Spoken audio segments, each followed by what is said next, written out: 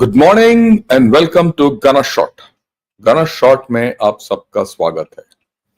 Well, we gonna talk about Iran, Israel and USA and who won and who lost.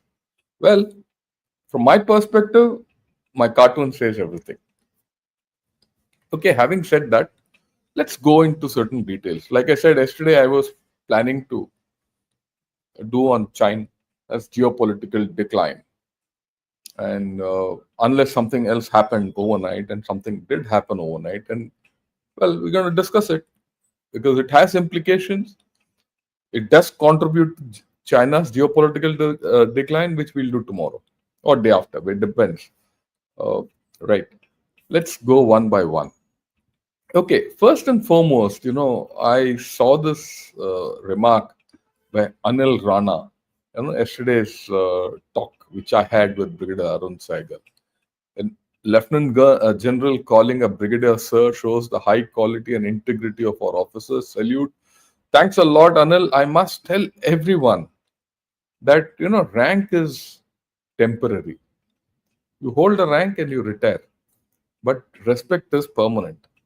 And I must also tell you that Brigadier Arun Saigal, he was a brigadier when I was still a lieutenant colonel, very senior to me. And a great strategic thinker. You respect people, you respect their intellect, you respect seniority. You don't respect rank. Rank is, given to you. But you earn respect through what you speak, how you conduct yourself. And I hope everyone understands this. There's no harm, even if you're a senior, and you go and respect even if you're a senior by rank and, you're in your organizational tree, that you respect your junior by rank and respect the elderly. It's a great thing. Okay, it's a great feeling, and it'll earn you tremendous value in your life. So that's what I thought I'll tell you. Right. Having said that, what I'd like to say, request is, if you guys like what I'm talking and the way I put across things, please do subscribe to this channel. I need more people to think the way I, put across things. And we need a better India. That's my aim. It's not rest is all later. We'll keep talking about it as we go along. Okay. Please do subscribe to the channel. Like what we put across, and then even join Gana Short as members. Okay. Now let's get to what happened. There's a set of 3 tweets which came out by Trump. Let's analyze each of them, and then we'll see the larger picture, because that's when you get the whole thing. Right. First thing first. He said Iran has officially responded to our obliteration of their nuclear facilities. So he says that, look, we have all obliterated their nuclear facilities. He stuck to his gun. And I go with him. And why I go with him? I go with him because if he had not, Iran wouldn't have responded. And look, I did this analysis yesterday morning of how Iran has miscalculated, and their nuclear facilities are almost finished. It's not just the enriched uranium or the enrichment facility, the whole chain from mine to uranium hexafluoride to heavy water to everything, except that reactor at Bushehr, everything else is gone. Virtually gone. You can reconstruct it and all that is fine. And what will Iran do with 400-500 kg of enriched uranium? If it is 60% only, they have to enrich it further. That facility is gone. Let me be very clear. Iran probably doesn't have much facility left. Okay. In any case, we'll see a little later other things. Okay. Right. Okay. And he's talking of a very weak response here. Okay. So let's read that also fully so that you people understand. Which we expected. And yeah, Iran responded with a very weak response, which we expected and have effectively countered. They fired 14 missiles and 13 were knocked down and one was set free because it was headed in a non-threatening direction. Why 14? Symbolic, because USA dropped 14 bombs, they are firing 14. This is the way which happened when Qasem Soleimani was assassinated 3 years back. And Iran also then fired missiles at a US base in Iraq. And they had telegraphed earlier itself, look, we're going to do this. And they fired somewhere and they were knocked down. Same thing they've done here. Just to show face. And a report suggests that, these firing of this was shown on internal TV and said, look, we won and we're going to do this and that and all that. But that's typical Iran. How do you cover a loss? How does a regime cover a loss? This is the way to do it. Same thing which just happened in Pakistan. Okay, right. Then he says, I am pleased to report that no Americans were harmed and hardly any damage was done. Most importantly, they have gotten it out of their system. That is the Iranians. And there'll be hopefully, no further hate. Well, that's a questionable thing, whether there will be a sizable part of people in Iran who will still continue to hating America. After all, it's that radical mindset which says death to America, death to Israel and Jews and all that. I want to thank Iran for giving us early notice. So they gave early notice. You see, that's the thing. The Iranians gave early notice, okay, which made it possible for no lives to be lost and nobody to be injured. Perhaps Iran can now proceed to peace and harmony in the region, and I will enthusiastically encourage Israel to do the same. Thank you for your attention to this matter. So Trump has spilled the beans. Actually, he said all this, but he's exposed whatever Iran has done. He's really not given Iran a face-saving exit to what Iran wanted. Yeah, this tweet or this Truth Social post will not be shown in Iran. So that propaganda will continue. The same propaganda which Pakistan did. So this is the thing about Islamic nations. They will do propaganda. They cannot lose. They cannot be seen to be losing to their own people. Okay, then the second thing is a little more different. He says Iran and Israel came to me almost simultaneously and said peace. This is the same repeat of what he put out when India and Pakistan said peace to him. I knew the time was now. The world and the Middle East are the real winners. Okay, both nations will see tremendous love, peace, and prosperity in their futures. They have so much to gain, yet so much to lose if they stray from the road of righteousness and truth. The future for Israel and Iran is unlimited and filled with great promise. God bless you both. Typical Trump tweet. See, the thing with Trump tweets are you have to analyze it. This is a completely, the way I look at it, false tweet. The way he did it with India and Pakistan. So he wants to gain all attention. He's the one who's had it. So he's put it that both came to me. I am the guy who said, yeah, let's have peace and all that. And then third tweet which came out, he says, congratulations to everyone. So everyone is a winner. Okay, it has been fully agreed by and between Israel and Iran that there will be complete and total ceasefire in approximately 6 hours. So this came out about early morning, about 3 or 4 in the morning. So 6 hours till about 10 o'clock, 11 o'clock, maybe another few hours, right? 6 hours. When Israel and Iran would have bound down and completed their in-progress final mission. So there are bombings still going on. So that's part of their mission. And final missions for 12 hours, at which point war will be considered ended. So 12 hours. 12 hours means yesterday. By evening, let's expect some, that everything is gone. Maybe a few firings will continue after that. But then after that, end of story. Officially, Iran will start the ceasefire, and upon the 12th hour, Israel will start the ceasefire, and upon the 24th hour, an official end to the 12-day war. So tomorrow morning, the war would have been deemed to be ended, right? The 12-day war will be saluted by the world, during each ceasefire, the other will side will remain peaceful and respectful. On the assumption that everything works as it should, which it will, I would like to congratulate both countries, Israel and Iran, for on having the stamina, courage, and intelligence to end what should be called the 12-day war. So he's christened this war as the 12-day war. I mean, Trump's 12-day war. Yeah. This is a war that could have gone on for years and destroyed the entire Middle East, but it didn't, never will. God bless uh, Israel.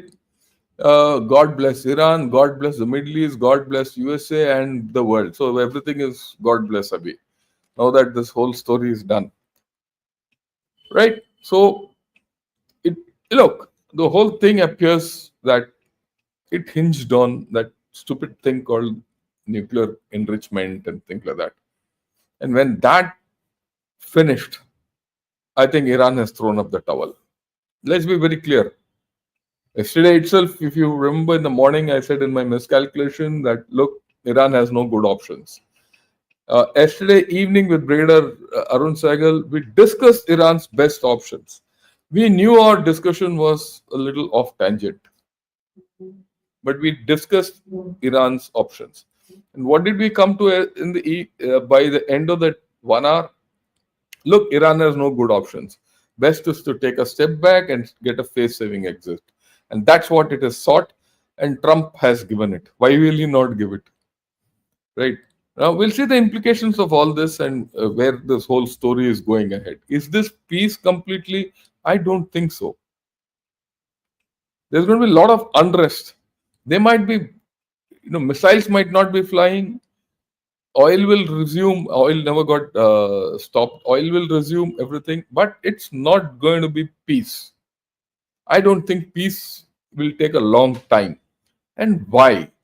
Right. Of course, here the fourth tweet he put out, he says, I'd like to thank the highly respected Emir of Qatar for all that he has done in seeking peace for the region.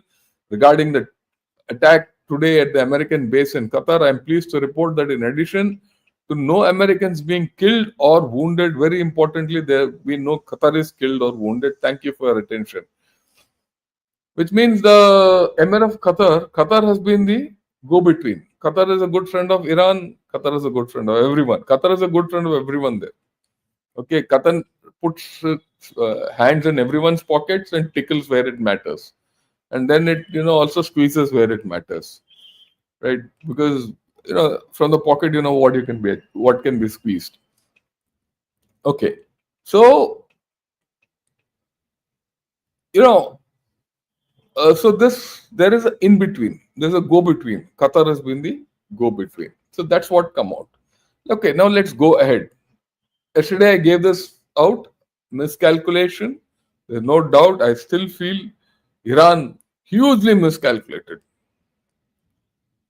At some point of time, Iran should have said, look, we shouldn't go this path anymore and we should sue for peace.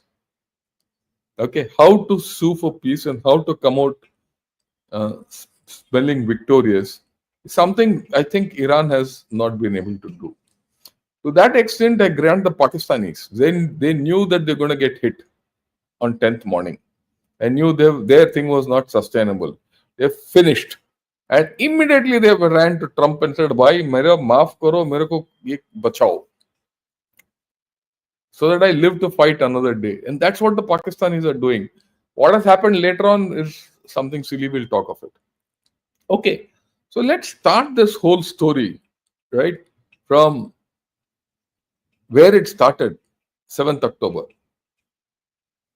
23. Long time. Okay. That's how it started. And at the start, if you remember, before that, for about 8-10 years, Iran had this, all these yellow areas where it's a region of influence. But today, where is it? The first casualty has been Hamas. Hamas is now a pale shadow of what it was. People are still being killed in Gaza. Gaza has been razed. More than 50,000 people are dead. The rest of the people are virtually homeless. So, what has Iran achieved? Just think, by supporting Gaza the way it did, by supporting Hamas the way it did, what did it achieve? Nothing. Okay. That is why I thought, let me see that in a larger sense, it's good that Iran has been tamed. We have very good relations with Iran, and they'll continue. But the fact is that Iran, I mean, when a country starts living with death to America, death to Jews, death to Israel, we'll kill them, yeah, wo, it's malevolent, right? I mean, we don't have that outlook that kill China, kill Pakistan. We say, you do what you want. Even our prime minister has told Pakistan, you do what you want. Don't interfere with us. We want to grow. You grow the way you want. Iran had this ideological outlook. Okay. Houthis, they armed. Basically, the idea was to control, the Red Sea channels and the Gulf of Hormuz, in case which they had the control. Now they've also been degraded. Houthis were living on Iranian money. Now that also is gone.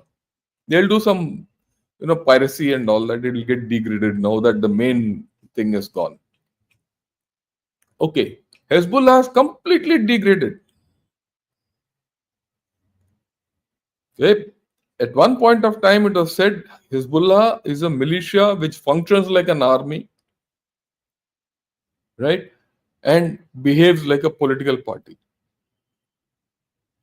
That's gone completely. Thank you. Syria. People used to say, once upon a time, that if you want war, you go to Egypt. If you want peace, you go to Syria. Later on, it became, if you want war, you go to Syria, and you want peace, you go to Egypt. Tables turned. And that's where it is. Today, Syria is divided, that it's ruled by a Sunni majority, which is against the Shias. There's a Kurdish area, there is a Shia, Alawites are still there somewhere.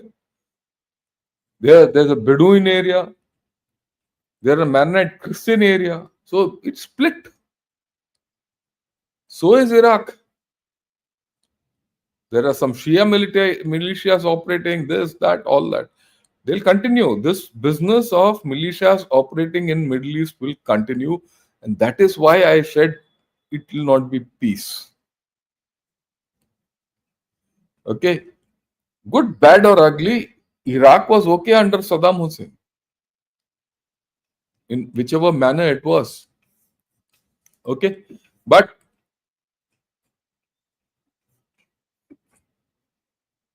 yeah, I think, we'll ban this Bangla fellow.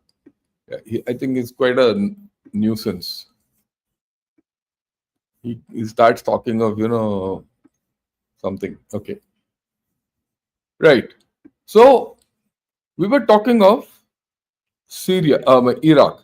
So, Iraq under Saddam Hussein was a very stable country, whatever it was or not.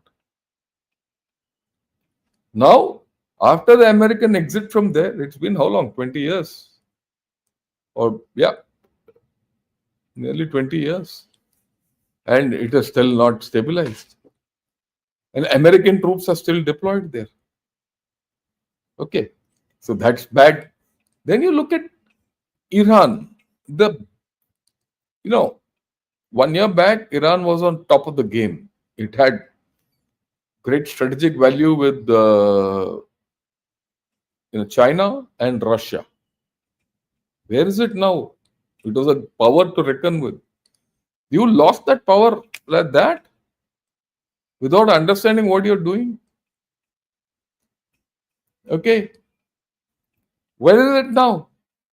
Their senior leadership is decapitated. Their scientific leadership is decapitated. Yeah, they have people, they have brains, they'll come back. But what's the cost?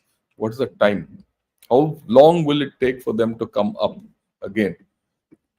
See this. Okay. They've destroyed their air defenses. They never had their air force. They never had a great army to start with. Now their air defense is also gone. They just have a standing army which has not fought. Must understand, and they have this Quds force which has also been decimated. A lot of their senior people who were operating in Lebanon, Hamas, in Lebanon, Syria, and Iraq have been killed. So that IRGC is ripe for dismantling because that senior leadership is also gone. Quds Force seniors have been knocked off, right? The nuclear facilities have gone. Earlier, Iran was saying, "Look, I'm a near nuclear power. I want to build a bomb." Yeah, whoa. But we now know their reprocessing plants are gone. Their heavy water plant is gone. Their enrichment plants are gone. It's not one. It is their ability to make a bomb is also gone. We don't know where that enriched fuel is. If it is there also, what good is it? Their missile facilities have gone. The missiles have been knocked off. They've gone through a grueling war for 12 days. In 12 days, I'm sure that their capability is down to 1/3. Okay. And if this had continued for another 1 week, Iran would have not been left with any ammunition. Right? I mean, it was quite pathetic the way the Iranian leadership behaved from a military viewpoint. One saw it coming. That's why yesterday I said it's time to step back and say thank you. Okay, now let me make a statement. If you remember, when this war started, Brigadier Dahiya and I had this discussion on day one. At that time itself, we had said, look, Iran doesn't have this capability. If you go back, see that video. That at some point of time, they have to swallow the pride. And that's what Brigadier Dahiya said. I still remember that they have to swallow the pride and say, look, I can do no more and go to a peace. Because they had lost power. The ingredients of power is something they had lost. Okay. Strategic allies, Russia ditched them, China ditched them. Yeah, I mean, people talk. Yesterday we spoke, they gave Bedu, Ye, all that. What did it achieve? It achieved nothing. And whatever capability which China has given to anyone is suspect. We know that also. I mean, it's nothing new that you take anything from China that it performs to your thing. We know. See, Chinese weapons and Chinese systems have not performed well for others. For the Chinese themselves, they have not been used because China doesn't fight. And we'll talk of that tomorrow. Now I'm very clear that what to talk about China. All of us know, no. China stands exposed. Okay. The people are in misery. Economically, they're badly off. You see, 12 days, Tehran has been pounded. A lot of places outside have been pounded. All these things will take time to come back online. The only thing they have is oil. Right? Now that they've been hit so much, their dark shipping also has to reduce. If their dark shipping doesn't reduce, US will turn the screws on. And my view is that there will be a change in Iran. This is my view. There will be internal unrest. There's no doubt about it that there will be internal unrest. A lot of people will say, what did this mulladam bring us? Okay. There will be attempts still on by USA and others for doing regime change externally. There will be. Let's not have any doubt. No one is going to be nice to Iran. Okay.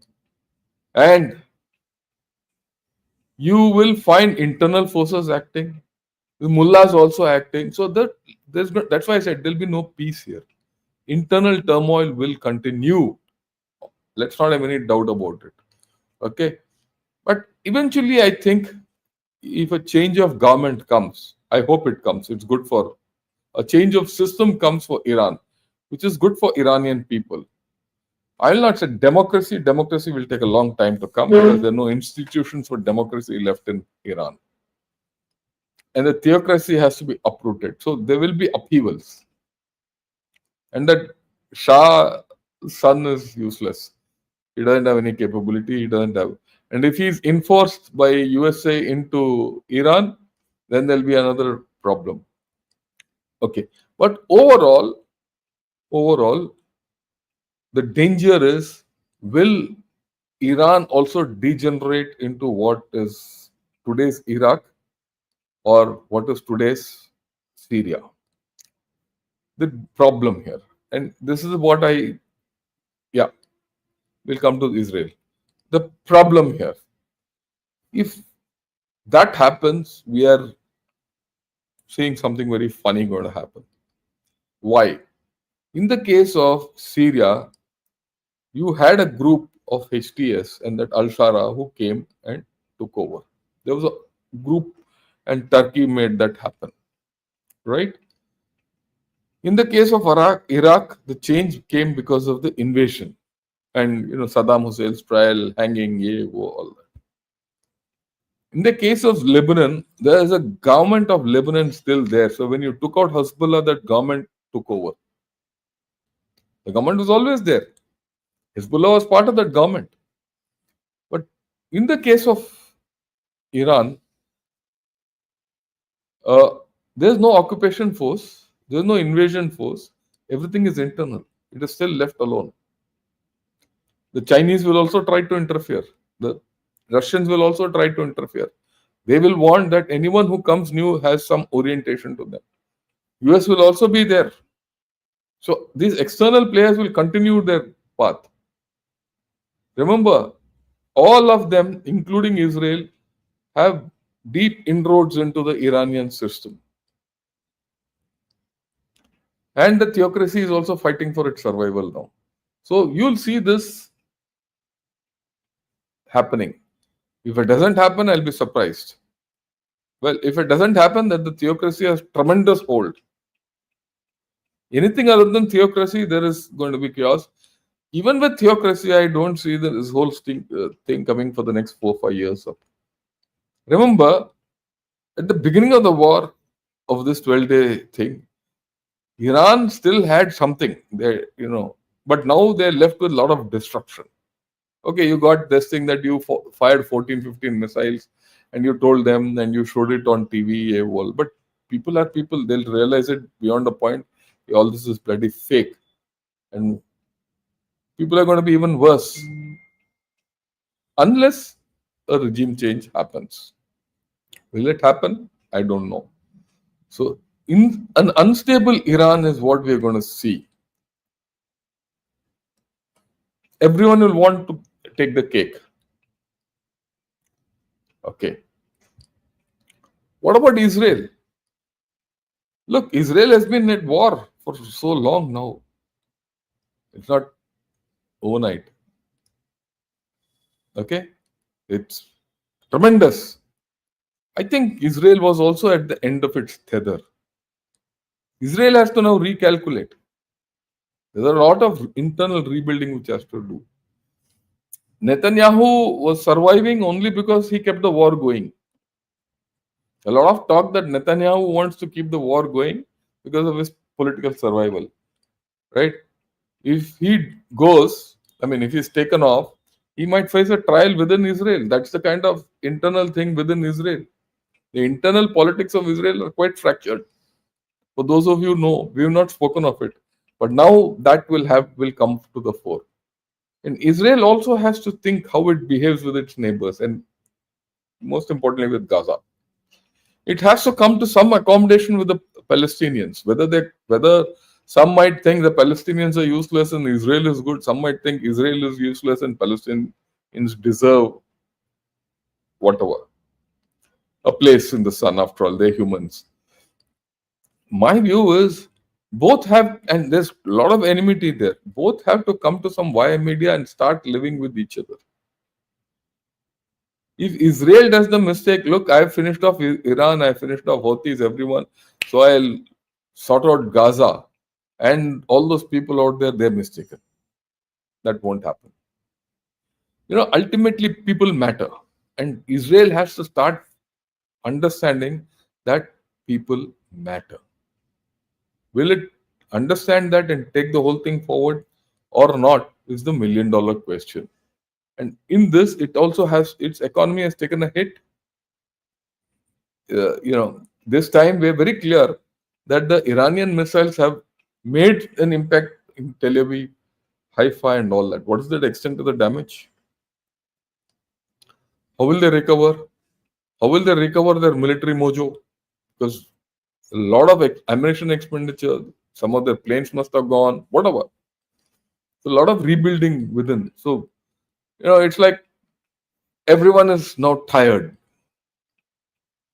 Okay. So, but there won't be peace. There might not be a war, but there will not be peace. So you are entering into a era of no war, no peace in the Middle East. Right. Let's be very clear. The complete Middle East scenario will change now. Okay. Completely changed. There's no doubt. And yes, because the Middle East system has changed completely, the global situation will be new. With this development, look, whether you like it or not, the American influence and footprint will expand into Iran. As so.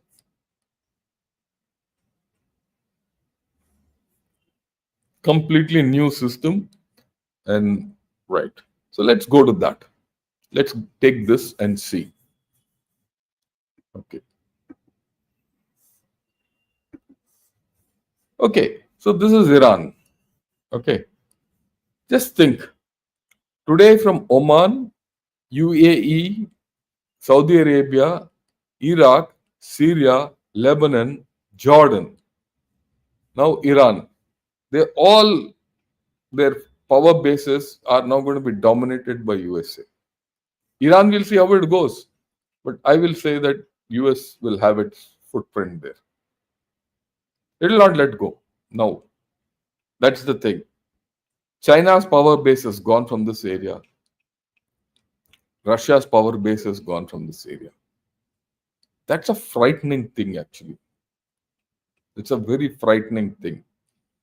Are you going back to that unipolar moment militarily? You have. Please understand. If you look at it, the Russian military power is quite degraded because it can't overcome Ukraine and it can't project outside. China is more, China has come out the weakest militarily. It couldn't support Pakistan, it couldn't support Iran. So how will China project itself? Yesterday we did mention that can China get a carrier task force into this region? Just a thought which we threw, but it can't, because the moment it moves one task force here, China is vulnerable. Something will happen there, and this task force they'll lose, and that also they'll go. So Chinese limits, military limits, have been badly exposed. Badly exposed. And I think we need to understand what kind of a China we're going to deal with hereafter. And look at Pakistan. Iran in trouble, Pakistan in trouble. Iran, Afghanistan, India, all three neighbors of Pakistan are against Pakistan. They're already, if you see the social media, there are people in Iran who say, oh, Pakistan has done this. And within Pakistan also there is a duality. And this duplicity will come. And USA will not let Pakistan go. China will not support Pakistan the way it did. So Pakistan is one of the biggest losers in this whole story. That, in any case, we've been speaking ever since that lunch, right? That lunch too far type, that. Okay, where does it leave India? I think India has a great opportunity. India has a great opportunity to speak to Israel. India has a great opportunity to speak to Iran. 2 days back, a prime minister did speak to Pezeshkian, Dr. Pezeshkian, who's the president of Iran, right? And whatever they had to speak, they spoke. He's good with Netanyahu. I think we have a huge window today that IMEC will take off. It might not happen immediately, but within 5, 6 months, I see IMEC will be a necessity for people now. IMEC will be a necessity for Israel now. IMEC will probably a necessity even for Iran. Iran will say, please come back into Chabahar, invest and take it up. We don't trust the Chinese anymore. It will happen. These are the outfall of geopolitics. Okay. So we are in a good position and we are in a good shape. We are in a good space. Pakistan, we'll talk of it. We'll talk of it as we go. Right? There's no problem on that. Yeah.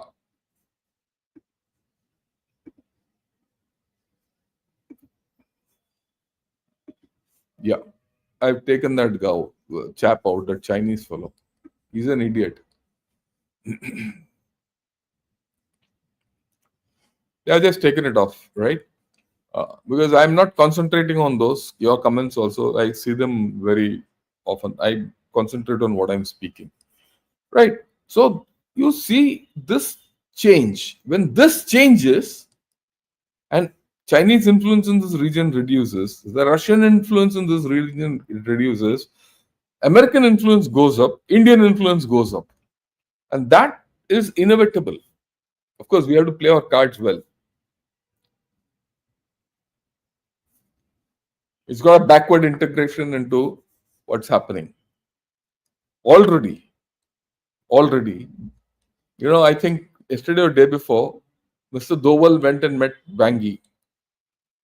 And, for there's talk of win-win cooperation and all from China. And we'll discuss China tomorrow. Now that this thing has happened, we'll discuss China tomorrow morning. It might be a little early because, in fact, let me tell you, I'm not going to be here for the next 2 days. I have to go to the College of Combat for a study and talk with them and all that. And that's going to happen today evening also. There's going to be no live session. Tomorrow morning, let me see if I can put something before breakfast. I'll do this China thing before breakfast. It'll be a little early, maybe at 7:30 in the morning I'll start. And finished off by about 9, because from 9 onwards I'll be in a conference. Or I don't know when, maybe in the evening I'll do. Sometime I'll do. And then we'll take it. Maybe I'll be sticking only to the morning sessions for the next 2 days or 3 days. And I'll restart only on Friday. Okay, that's how it goes. Unless I get time to do something there, because I'm sure morning to evening tomorrow and day after I'll be chock-a-block full, and today I have to travel. Let's see. So we'll have to contend with a new global system, a new global picture. The system doesn't change, the picture changes. Okay, the global order and all that we'll see, because there's going to be a huge outflow, because the Middle East, which is one of the major regions of the world, is undergoing a major change, right? And of course, US bases will continue there. There's no this thing, right? And that's how it is. And we have to be ready. And our focus still, militarily, our focus still has to be 3: Pakistan, China, and Indonesian region. And we'll talk of these things as we go along. And we'll also not leave focus on the Middle East and the emerging new Middle East. The new Middle East, which is emerging, West Asia, I will not say in emerging Middle East, West Asia, which is emerging, is going to drive a full lot of things. Sooner or later, that Russia-Ukraine war will wind down, and you're going to see the internal change in China. That I'm very clear. Okay, that's in a bad shape. So we'll see tomorrow how China, and then we'll see how to take our things forward. With this, I'll take on a few questions. In fact, why few? I'll take on a lot of questions. We have time, right? We have.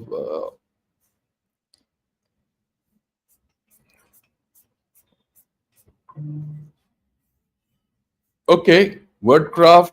Clash between long-term and short-term goals. Iran and USA, Trump aim for short-term, though Their goals are at tangent. Iran, Israel aims for long term with short term pain. Overall, Israel seems to have lost. I don't agree with you. I don't agree with you at all because Israel has bought peace for itself. It's got a chance to live in peace. Please understand this, right? It's just not that it's not fighting alone.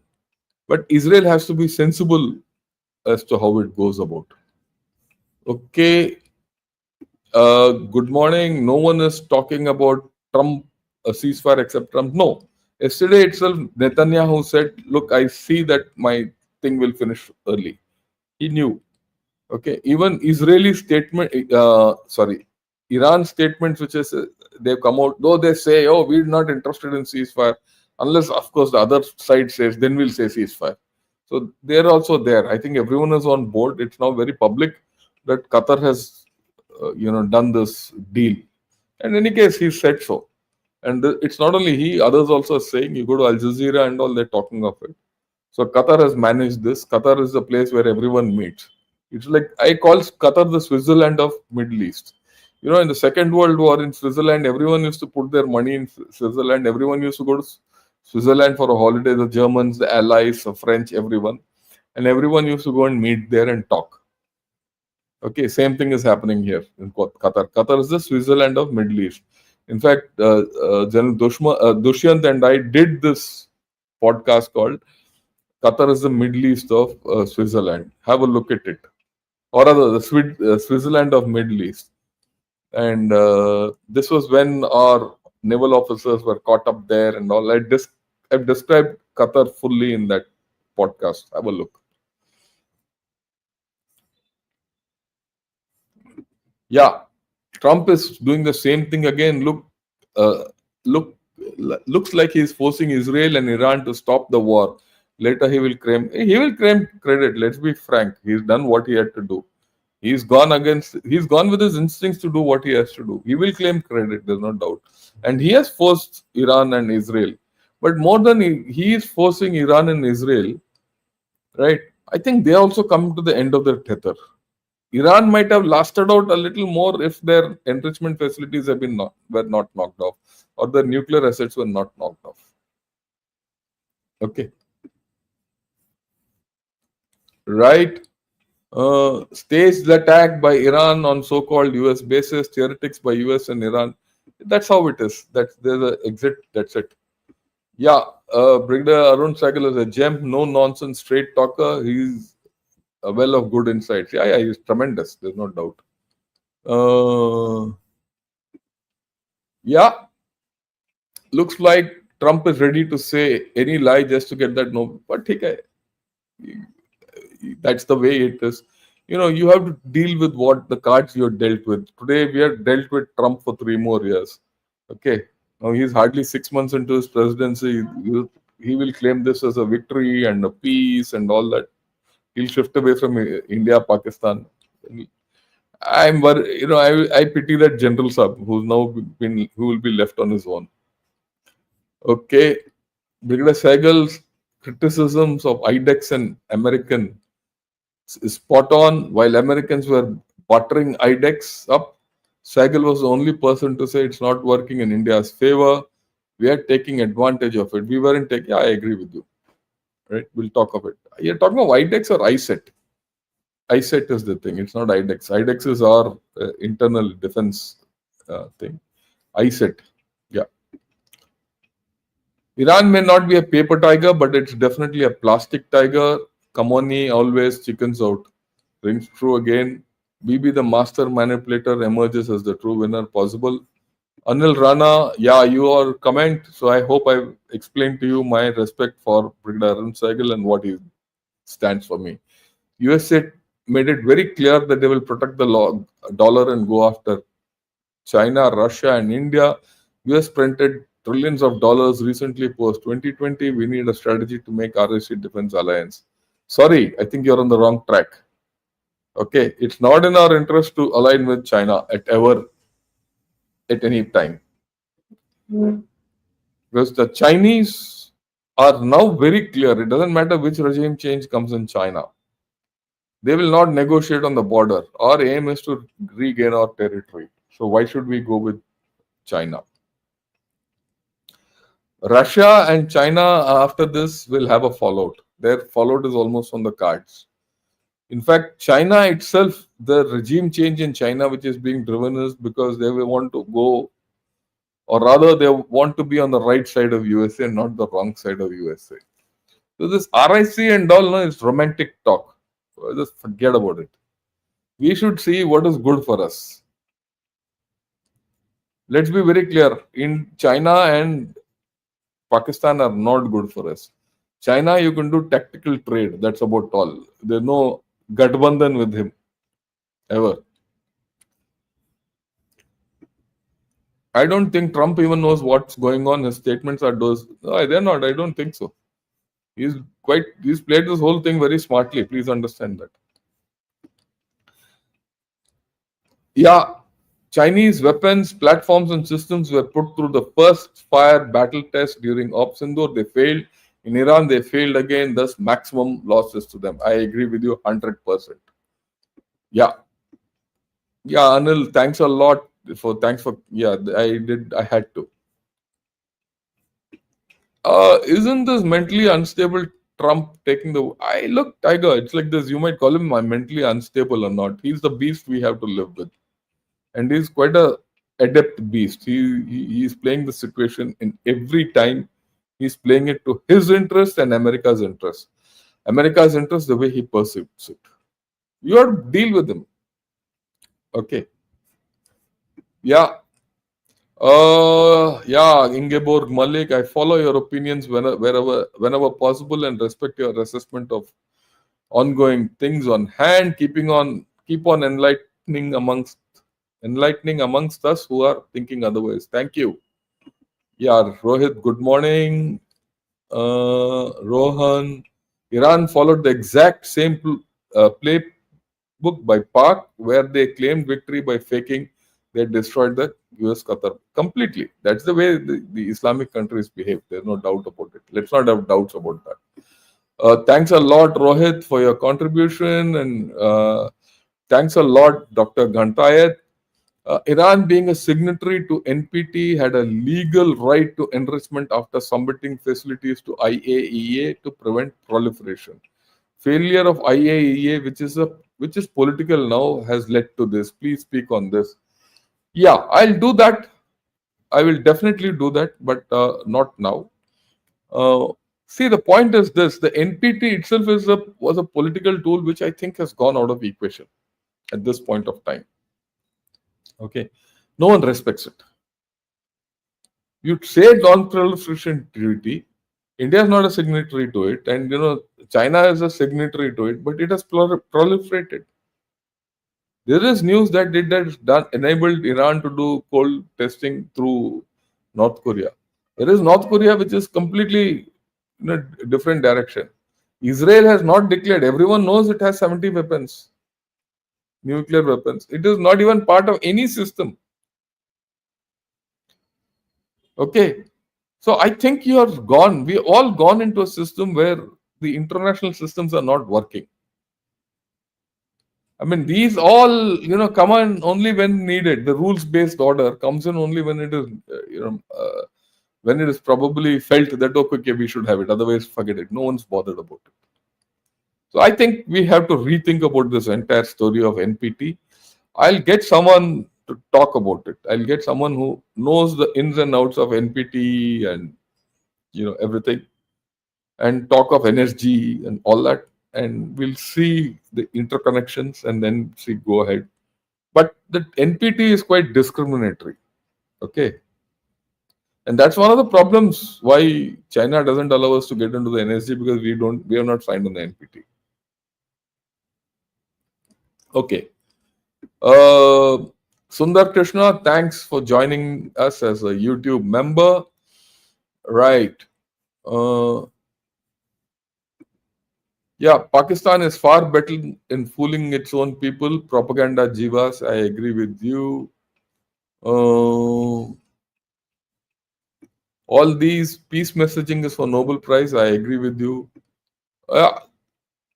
Is this a Las Vegas style marriage between Israel and Iran official? No, it will not happen.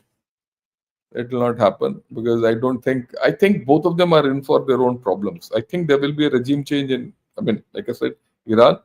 For all you know, Netanyahu might get kicked out. There's also, if you see internal news of Iran, they were saying if Netanyahu is thrown out, he might be tried for war crimes and negligence. Yeah, radioactive 100% match fix, same de-escalation route. Yeah. Islamic countries cannot be seen to be losing to Kafirs because they sell religious supremacy to their people. Completely agree with you. There's no two ways about that. Hmm. Okay. Thanks a lot for your appreciation. Blackwood, love you, sir. Watching from Bangladesh. Thank you. But you must tell your other Bangla chaps not to, unnecessarily come and talk foolishly. I've banned that Jai Bangla off completely. Right. So apparently missiles were fired by Iran after this announcement. Does this mean Iran is not taking Trump seriously, or are they trying to buy time to that? यार उनके पास कुछ बचा क्या है fire फूर के लिए? Oh, like I said, he's given 6 and 12 hours, so we'll see tomorrow morning. Till then, some firing will go on.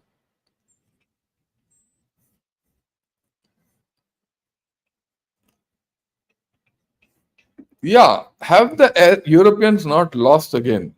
Europe is in a quandary. It has to decide who is its friend, who is its enemy, where to go, not go. Okay. And we'll discuss it in the context of China. Uh, for all you know, if this IMEC comes in, you might find Europe starts gaining.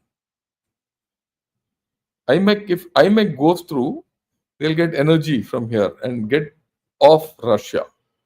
In which case, Russia also gets a setback. You see, the thing is this: if the IMEC goes through, a lot of things which Europe wants will come through IMEC. If that happens, revival of Europe on its way, and their dependence on Russia goes down, their dependence on USA goes down. In which case, Europe might start reviving, and that's good for many reasons. There'll be balance, and when Europe revives, they're look today the only ones who can equal US. Okay, overall, financially, politically, technology wise, not militarily, but these three diplomatically is European Union. Let's face facts. Okay, European Union. So you need that European Union to revive. When that happens, because after all, still euro is the second most traded currency in the world. It's not yuan, and yuan is going to go down.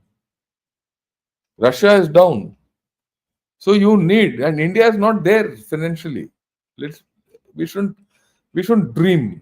Okay, we are not there financially, we are not there technologically, we are there democratically, we are not politically, we are there, we are a strong army and all that, but are we fully rounded? We are not.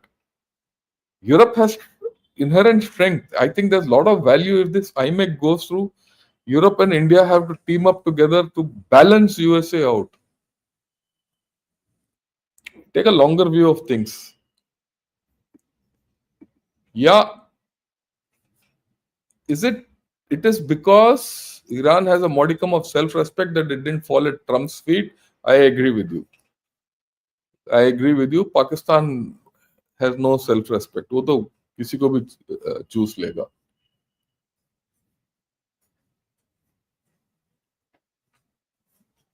Okay, let me take someone. Badami says, thank you for your commentary and analysis. Can we import oil from Iran now? No enrichment of. Yeah, we can. That's actually good for us. I think it's a very good point you brought out, Ritanta. That if things stabilize, some sanctions lifted, we can have a deal with USA and say get oil from Iran. And you do start doing that, Iran starts reviving, and Iran, uh, you know, China gets hit. If Iran can sell oil at market rate, who will get hit? China. which is what we have to progress. Yeah, thank you, sir. Let's continue the information session, informative session. Yeah, did we finally get rid of? Yeah, I did. I thought enough is enough. He's spoken enough nonsense. How about creating a natural containment zone like Atlantic Charter, Global Charter, where Middle East to give Muslims and contain them? I don't think all this is feasible. I don't think it's good also. Because the moment you have that, there will be blocks which will come in and politicking and all. Let things evolve. Let's see. Only civilized people accept democracy. I agree. Sir, your reaction to Anil Rana's compliment is a trend setting, humane, ethical, moral, and brotherhood model for generations.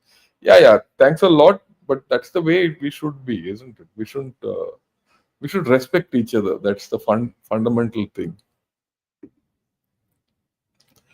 Are you surprised how quickly everything fell apart for Iran and the region after the October 7 attacks? Uh, 1 minute. 1 minute. Ah, I'll just. Yeah, sorry. Are you surprised that everything quickly fell apart in the for Iran in the region after October 7 attacks? Grossly estimated Israelis intelligence. Yeah, I think so. Look, I'm not surprised. Okay, I'm not surprised at how things fell apart. Uh, because if you go into Israel's history, they've always been innovative and they've always been good at it, right? I think that is something which we many of us uh, didn't take into account. I think those, the the attacks through pager attacks were fantastic, and radio set attacks were fantastic. After that, once Hezbollah was dismantled, Syria fell, everything was over for Iran. Iran should have left seen where things were going and should have taken a back step. You see, when things are not going your way, you should know when to draw a line and say, okay, this is it. Iran couldn't. That's where Iran has lost.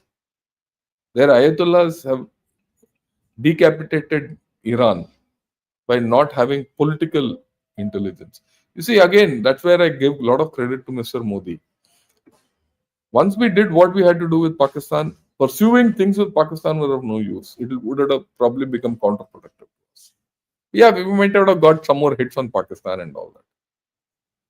Emotionally, it's very nice, but I think we've left on a high, which is good, right? And we Pakistan feels it's left on a high, and internally they know heart of hearts they've lost, and Pakistan in the long run will lose.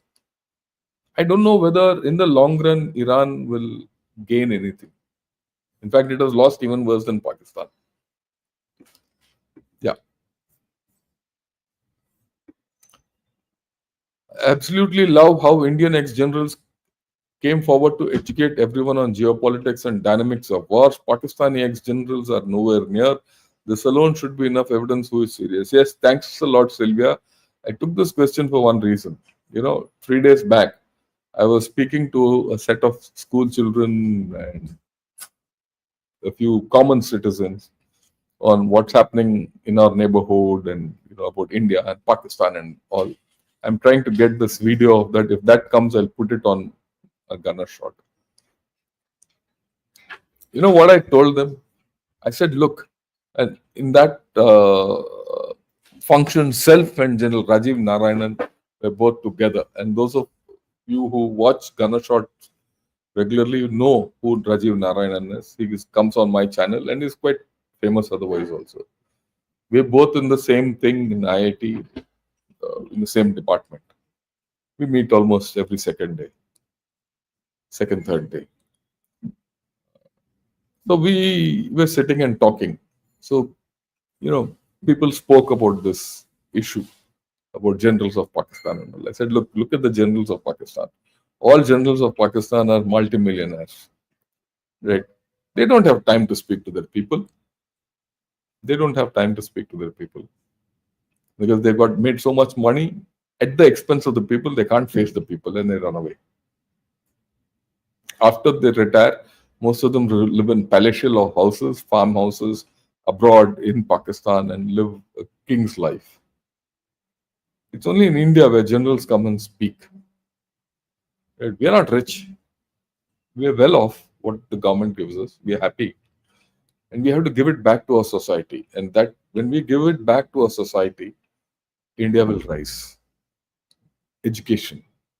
The biggest thing which we have is education. And that knowledge and education which India has given us, we have to give it back to our society. And that is why I run this channel. Right? But you have to understand the depth of what India is.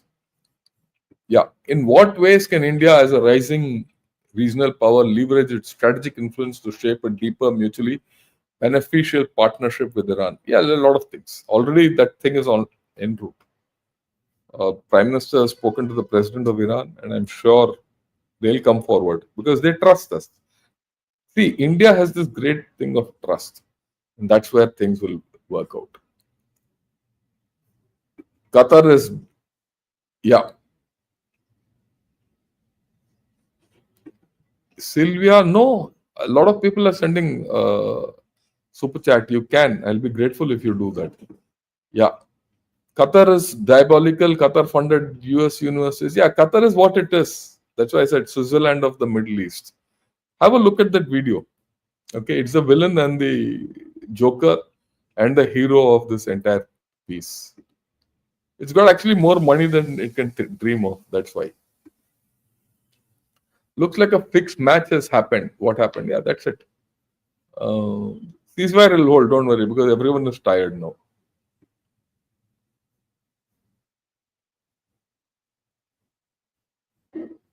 Yeah, let me go ahead. Salute, sir.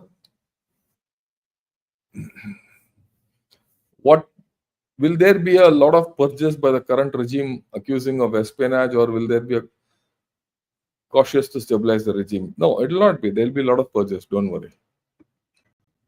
Yeah, this is not a 400 INR question. It's a $1 million question. What inspection was IA doing in Iran was also able to make news. Yeah, when is doing, Iran was able to. Yeah. When inspections by IAEA was doing, Iran was also making nukes. Yeah, I agree with you. We need to rethink of all this. Yeah, with Iran silence, who will buy US weapons? There'll be a lot of people, don't worry. Yeah, what are the lessons for Japan, South Korea now to deal with North Korea? We'll talk of it. We'll talk of North Korea now. Maybe day after tomorrow I'll talk of North Korea.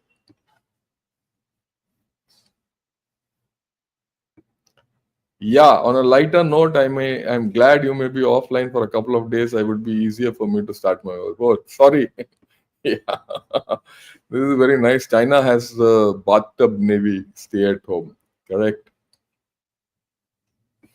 Can India mediate a ceasefire between Iran and Israel? Not needed. USA has done that. Let them do it. Israel has done too many purges to the regime already. I agree with you. Trump also behaved as he did during Pak India. Yes, definitely. Mm, why is Qatar anti-India, or am I wrong? You're wrong, Fabian. They're not anti-India. They're investing into India. Qatar is no one's friend, and Qatar is no one's enemy. Please remember that.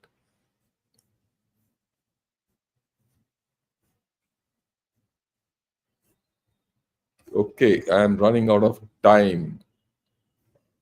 Let Trump have his Nobel Prize. I think so. Yeah, my Aussie friends love listening to you, especially when we write. Thanks a lot, Sai Capian. Sainik School, Kapurthala.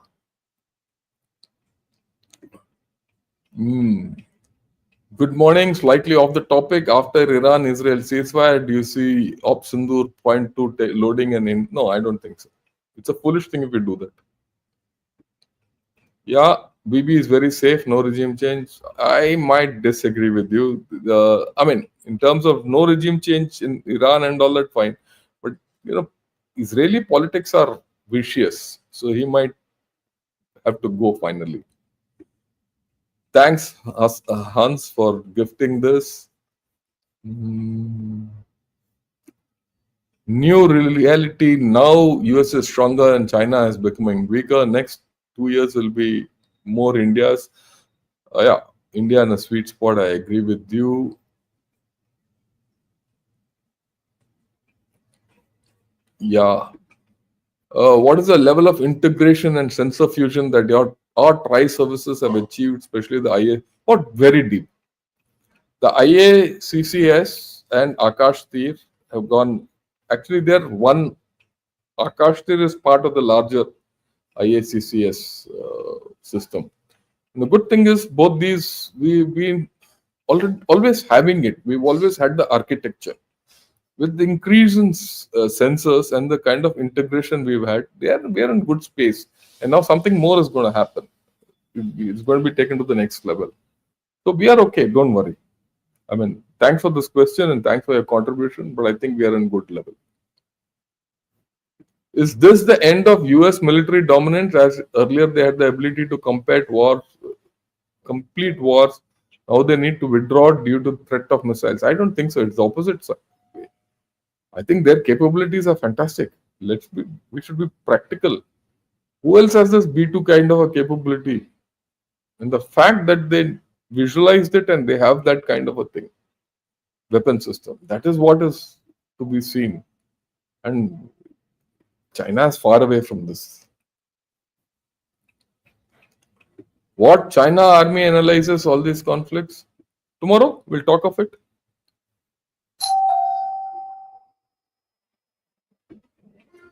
What are the chances of Israel and USA setting a Syria type of infiltration of proxies and restart the whole regime? I don't think all that will happen. Don't worry. Yeah, I think, can USA do a similar B2 mission without any loss against me? Can. It can. Are you worried about the hydrofluoric acid contamination that was created? Sounds like they were spinning heck. Possible. That will happen within. Yeah.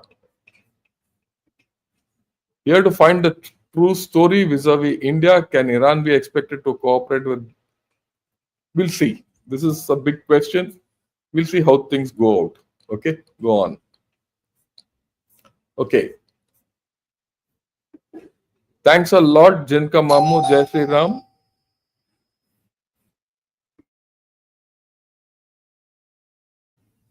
Yeah. Yeah. Press dollar and sign. It'll lead. Yeah. I agree with you. Can you take anyone weaker in this scenario? How world will secure it? We'll talk of this. We'll talk of this as we go along. Don't worry.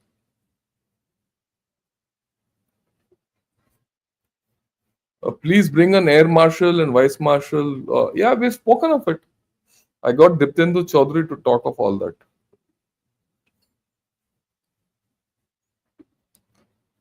You haven't read my full comment. It's just fun if mentioned comment can't be. I've read all your comments.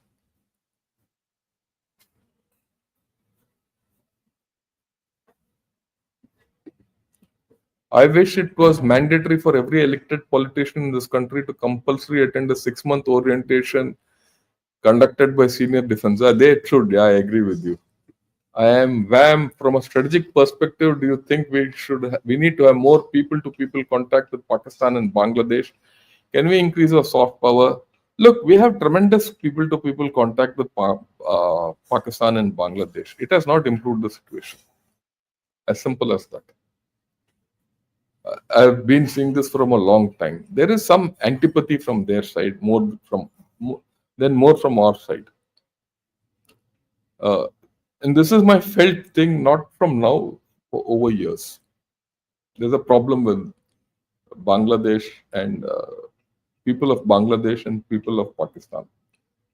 I don't think we should enhance that level of contact with them anymore. Let them come to us. Thanks a lot. Super chat working. Loads of love from California to you. General Narayanan, yeah, Dushyant, Shukla, Air Marshal Bedi, yeah, I'll send it to them also. Thanks a lot. And yeah, that's it. Thanks a lot for everyone. Yeah, where does this channel strategic frontline stand between strife, defense, dialogue, Ganesha? Okay, strategic frontlines is the official channel of clause. Strive's defense dialogues is the channel which General Dushyant started before he took over clause. So all three are working in sync with each other. That's why you'll find most of my programs are broadcast through clause. Like this is also going live through clause. And I take a lot of theirs and drop up this thing. It's the same. It's the same lot we are drawing. It's only three channels which are trying to propagate geopolitics to everyone. And incidentally, General Dushyant and I go back over what, 10, 15 years. So we're good with each other. Okay. Great session. Look forward to the next. Can't stand delays. No, tomorrow. Let's see tomorrow. Okay. And thumbs up. Thank you. Thumbs up for everyone. I'll sign off now. We'll come back. I'll come back to you tomorrow morning sometime. Have a great day. Enjoy yourselves. Until tomorrow, Jai Hind.